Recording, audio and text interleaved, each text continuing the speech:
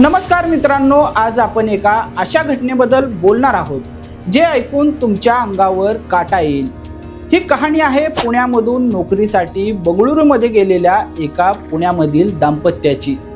सध्या एका गुन्ह्याने संपूर्ण देशाला हादरवून सोडले, ते म्हणजे मेरठमधील सौरभ मुस्कान हत्या प्रकरण। या हत्या प्रकरणामुळे आधीच लोकांच्या मनामध्ये संताप आणि प्रश्न निर्माण झालेले आहेत। पण आता बंगळुरूमध्ये घडलेली ही घटना म्हणजे क्रूरपणाची परिसीमाच आहे। या प्रकरणाचं सत्य आणि त्यामागचं काळं वास्तव नेमकं काय आहे याची सविस्तरपणे चर्चा आपण या व्हिडिओच्या माध्यमातून करणार आहोत। नमस्कार, मी हुसेन नदाब आणि तुम्ही पाहता यस प्राईम न्यूज। व्हिडिओला सुरुवात करण्यापूर्वी तुम्ही आमच्या चॅनलवर नवीन असाल तर लगेचच यस प्राईम न्यूजला सबस्क्राईब करा आणि त्यानंतर मात्र बेल आयकॉन दाबायला विसरू नका।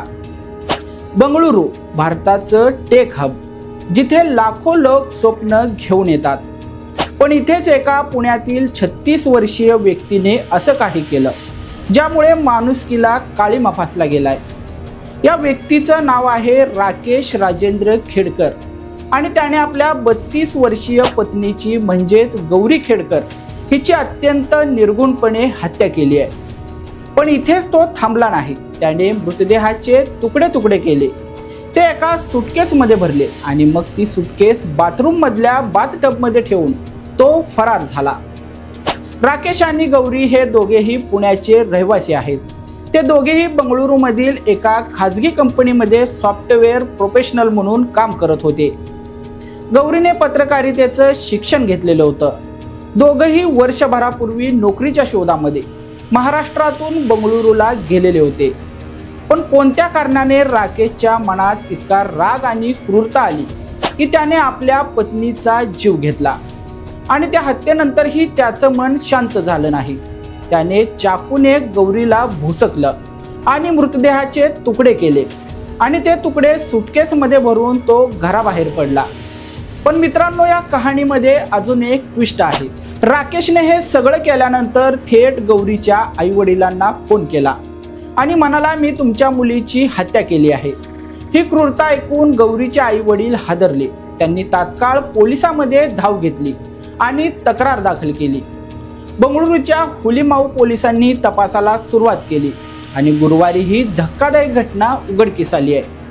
गौरीचा मृतदेह डोड्डुने कुंडी अपार्टमेंटमधील एका फ्लॅटमध्ये एका सुटकेसमध्ये सापडलेला होता आणि राकेश हा फरार झाला होता। पण पोलिसांनी त्याला पुण्यामधून शोधून काढलं आणि सध्या त्याला अटक केलेली आहे। सध्या त्याची कसून चौकशी पोलीस करतायत। आता प्रश्न उरतो, असं का घडलं असावं? राकेश आणि गौरीचं नातं कसं होतं? त्यांच्यामध्ये काय वाद होते? आणि सर्वात महत्त्वाचं म्हणजे एक माणूस इतका क्रूर कसा काय होऊ शकतो? मित्रांनो, ही घटना फक्त एक गुन्हा नाही तर समाजात दडलेल्या मानसिकतेचं आणि दबावाचं प्रतिबिंब आहे। आज बंगळुरू सारख्या शहरामध्ये जिथे शिक्षण आणि प्रगतीची चर्चा होत असते, तिथे अशा घटना घडतायत हे आपल्याला विचार करायला भाग पाडणार आहे। पोलीस आता या प्रकरणाचा तपास करत आहेत। राकेशला पुण्यातून बेड्या ठोकण्यात आलेल्या आहेत, पण या सगळ्यामध्ये गौरीच्या आई वडिलांचं दुःख कोण समजणार? एका मुलीचं आयुष्य असं संपवून टाकणाऱ्या या क्रूरतेला आपण काय म्हणायचंय? मित्रांनो, तुम्हाला काय वाटतं? या प्रकरणावर तुमचं मत कमेंटमध्ये नक्की सांगा आणि तुम्हाला असं वाटत असेल की अशा घटनांबद्दल समाजामध्ये जागरूकता वाढायला हवी तर हा व्हिडिओ शेअर करायला विसरू नका। धन्यवाद।